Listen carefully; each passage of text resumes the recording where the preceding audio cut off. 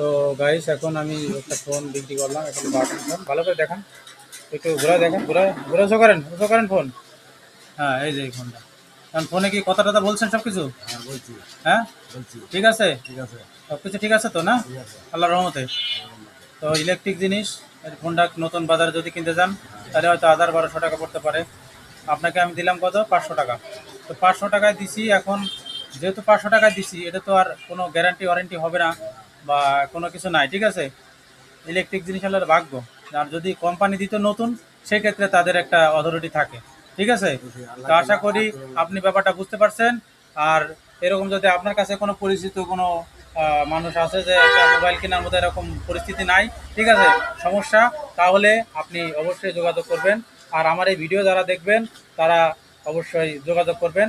আমার কাছে যদি থাকে, আমি আপনাদেরকে অল্প টাকার ভিতরে খুব ভালো একটা ফোন দেওয়ার চেষ্টা করব, যাতে আপনি সেই ফোনটা নিয়ে চালাতে পারেন।